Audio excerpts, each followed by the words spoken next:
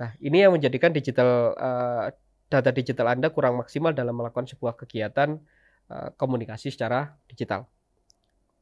Nah,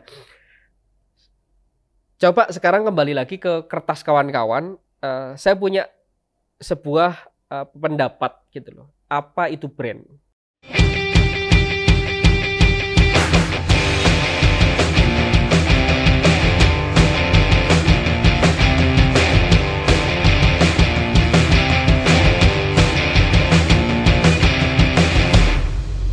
Mari kita mulai. Apa itu brand? Apakah sesuai dengan Anda? Brand ini adalah merek yang mempunyai nilai. Jadi kalau brand ini adalah merek yang mempunyai nilai. Merek itu penamaan, nilai itu ada sesuatu hal. Jadi dadi itu nama gitu. Tapi ketika ngomong Dadi Wahyu Chang, siapa? Saya berdiri dari Utero Indonesia. Ada sesuatu nilai yang ingin saya sambungkan dalam nama saya. Dan ada sesuatu hal yang saya mempunyai hal yang cukup sangat antusias, yaitu dunia branding. Ya, saya Dadi Wahyu Chang, founder dari Utero Indonesia. Saya paling suka sekali tentang namanya brand. Nah, ngomongin branding. Tadi digital sudah ya. Sekarang ngomongin branding. Menurut saya apa? Menurut saya brandingnya adalah sebuah nama yang mempunyai nilai lebih dan soul. Jadi ada sebuah gairah, ada sebuah jiwa di sana gitu. Kalau kawan-kawan hanya sekedar mengaktifasi saja, itu namanya brand plus ing, adalah melakukan kegiatan gitu. Tapi branding ini adalah sebuah merek yang mempunyai nilai yang ditambah sebuah jiwa, soul. Dan branding adalah sebuah strategi. Nah, adalah sebuah strategi. Kok bisa strategik, Mas? Gini, branding ini bukan tentang mengaktifasi saja kok, gitu loh. Branding ini bukan hanya tentang menguatkan saja gitu. Tapi branding ini adalah sebuah strategi. Strategi. Oke. Nah, itu dulu. Bertahan di situ. Nah, kalau rebranding itu apa? Rebranding itu merubah arah strategi. Jadi kalau merevisual itu mengganti sebuah logo, merek gitu ya, mengganti sebuah nama gitu. Tapi merebranding adalah merubah arah strategi. Oke, target marketku berbeda, produkku sekarang sudah untuk ini dan segala macam. Itu adalah merebranding. Nah, karena ketika ngomongin saya, Mas strategi ya, ya. Terus berarti ini ada sebuah gambaran besar ya. Saya punya namanya branding model canvas gitu. Itu adalah strategi. Bagi saya strategi branding. Jadi branding itu adalah sebuah akumulatif besar tentang ekosistem dari A sampai Z, dari hulu sampai ke hilir. Oke, next itu nanti akan saya gambarkan dan jabarkan lebih luas lagi. Nah, sebelum itu saya akan sampaikan beberapa tahapan pemahaman brand owner ya. Jadi owner itu punya beberapa tahapan pemahaman. Ada yang cukup hanya memahami, saya sebut sebagai brand visual. Jadi owner itu hanya memahami bagaimana sebuah brand dia itu cukup hanya keren secara tampilan visual. Logonya bagus, kartu namanya bagus, kop suratnya bagus, secara gambar di sosial media bagus. Itu masih dalam tahapan brand visual. Nah, dan dia belum ke tahapan yang kedua. Nah, tahapan kedua ini adalah brand strategi. Belum ke tahapan yang kedua. Tahapan yang kedua ini adalah brand story. Jadi pemahaman owner itu sudah berpikir tentang sebuah cerita dalam membangun sebuah brand. Nah,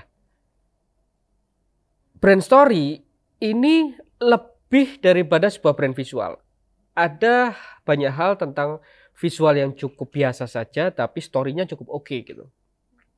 Ada sebuah cerita yang cukup menarik bahwa orang jual es degan itu di pinggir jalan di pickup itu cukup ramai, tapi ketika pindah ke ruko itu menjadi sepi. Kenapa? Nah, ini salah satu hal di mana brand visual, brand story, dan yang terakhir adalah brand strategi. Jadi setiap pemahamannya owner itu ada di 3 tahapan ini. Kalau hanya sekedar visual, mereka hanya fokus pada bagaimana visual itu menjadi bagus. Tapi kalau brand story, bagaimana cerita dalam membangun sebuah brand itu menjadi salah satu hal terpenting dalam melakukan kegiatan brand. Visualnya cukup oke, story-nya cukup oke. Story-nya oke, visualnya juga oke. Nah, kalau keduanya itu sudah memahami tentang brand visual dan brand story, ini yang terpenting, namanya brand strategi. bagaimana membangun sebuah strategi untuk menciptakan sesuatu brand ini ada di benak konsumen. Nah, itu ada sebuah garis besar haluan branding, saya menyebutnya adalah strategi tadi, dan strategi itu adalah branding. Nah, silakan kawan-kawan berpikir bahwa apakah kawan-kawan secara owner ini, brand owner ini masih dalam kapasitas memfungsikan sebagai brand visual atau brand story, atau sudah berpikir tentang strategi. Bagaimana ya strateginya supaya A menjadi B, B menjadi C, dan lain sebagainya. Itu adalah brand strategi. Nah, karena yang banyak beredar itu seperti ini. Konsumen itu terlalu banyak pilihan. Saya mau cari coklat, itu banyak banget pilihan coklat. Nah, permasalahannya yang kedua adalah konsumen itu tidak cukup banyak waktu. Jadi, saya mau cari coklat, itu banyak banget coklatnya. Tapi waktu saya sedikit. Nah, disitulah sebuah fungsi market yang kurang spesifik menjadi sulitnya kita ada di benak konsumen lebih cepat. Oke, seperti yang akan saya sampaikan nanti di cerita dan saya pertanyakan yang tadi. Ketika kawan-kawan ingin membeli sebuah susu, ya, yang susu ini adalah untuk orang lanjut usia, ya. Ya kalau bisa dikatakan secara analisa bahwa berapa persennya susu ini bisa diserap oleh tubuh secara kalsium gitu ya. Tapi ketika positioning market yang spesifik ini menjadi sesuatu ada di benak konsumen, itu langsung melekat. Saya mau cari susu banyak banget gitu. Waktu kita sedikit. Tapi susu untuk apa? Susu untuk bayi. Oke, bayi. Bayi yang alergi dan tidak alergi. Dan ini sudah spesifik. Oke, susu untuk orang lanjut usia. Oke, susu untuk COVID yang begitu kemarin rame. Ya, katanya untuk COVID. Tapi secara analisa saya juga belum tahu. Tapi ketika orang sudah sekarang berbondong-bondong untuk mencari kesehatannya, menjaga kesehatannya, ketika ngomong susu, salah satu susunya adalah susu beruang. Itu menjadi kemarin rame sampai viral dan akhirnya menjadi antri di mana-mana. Nah, ada satu analogi lagi. Kenapa produk kita, jasa kita tidak dibeli orang lain?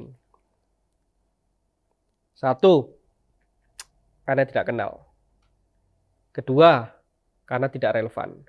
Yang ketiga, karena benci. Terus bagaimana kalau kita tidak dikenal? Ya kita harus mengenalkan. Terus bagaimana kalau kita tidak relevan? Berarti kita merelevansikan. Kalau tidak kenal berarti kita mengenalkan melalui sebuah kegiatan awareness baik online maupun offline. Kalaupun kita tidak relevan, bagaimana kita merelevansikan? Rego kita kemahalan, tempatnya tidak enak, pelayanannya kurang bagus, tidak nyaman dan segala macam, itu tentang relevansi. Tapi yang ketiga adalah tidak suka, benci. Nah, kenapa produk kita tidak beli? Karena saya sudah tidak suka, karena saya sudah benci, karena saya alergi dan segala macam. Nah, hal ini harus dilakukan lebih daripada yang kedua.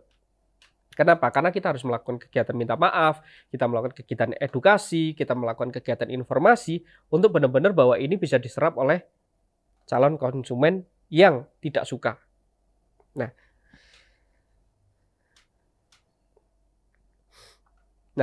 ini saya masih memberikan sebuah koyakan besar bahwa ngomongin digital, ngomongin branding itu sangat amat besar sekali. Tapi saya akan mencoba memberikan gambaran dulu dan nanti saya akan mengerucutkan. Ada yang bilang gini juga, branding apakah perlu biaya besar?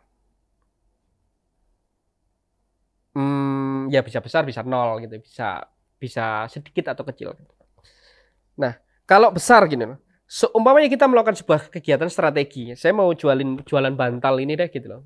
Bantal ini isinya dari kainnya dari sutra, kemudian di dalamnya ada bulu angsa gitu.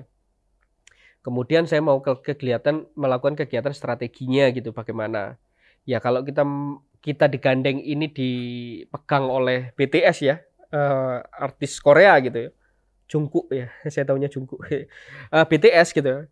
Ya otomatis bantal yang hanya bisa dikatakan serupa seperti ini ketika kita menggandeng seorang atau band seperti BTS, otomatis kita akan mengeluarkan biaya besar. Tapi ini positioningnya langsung naik.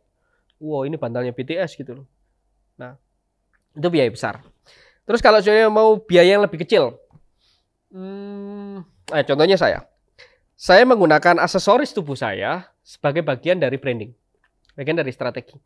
Saya tidak pernah melepas baju merah saya, walaupun saya punya baju merah banyak sekali. Ya, ini karena di sini ada ABC-nya. Kalau A itu Senin, Selasa, Rabu itu udah ada di sini. Tapi semua baju saya merah, ada logonya ini, dan saya menggunakan tubuh saya menjadi sebuah media.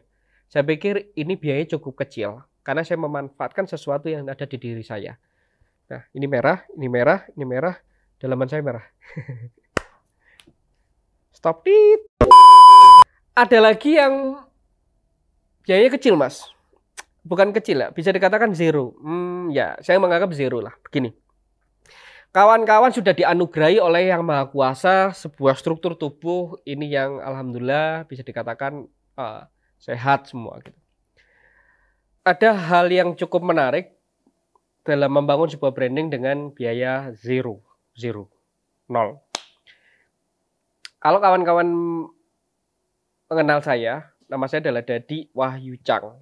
Nama Dadi Wahyu adalah nama saya, dan Chang adalah nama panggung saya. Ini adalah hal yang cukup oke yang sudah diberikan Tuhan pada kita, bahwa kita punya sesuatu yang cukup sehat dan ini berfungsi semua, dan itu bisa menjadi modal untuk melakukan kegiatan branding, yaitu modalnya adalah Chang. Apa itu? Cangkem. Nah, apa itu cangkem? Itu mulut. Kalau bahasa Indonesia itu mulut. Kalau kawan-kawan punya mulut, saya pikir kawan-kawan bisa melakukan kegiatan namanya branding. Bisa melakukan kegiatan melalui mulut Anda, menyampaikan pada sesuatu orang, menyampaikan pada publik bahwa hal yang bisa dilakukan untuk melakukan kegiatan brand adalah dengan mulut. Ini loh. Mau yang besar, mau yang kecil, atau yang 0 rupiah. Jadi kalau kawan-kawan yang sudah punya mulut dan tidak melakukan kegiatannya komunikasi, saya pikir kawan-kawan sangat amat tidak bersyukur. Nah, ini ada sebuah strategi namanya branding model canvas, itu dari hulu yang sampai ke hilir yang tadi tak sampaikan, bahwa saya mempunyai sebuah canvas di mana untuk membangun branding atau rebranding itu ada beberapa fase.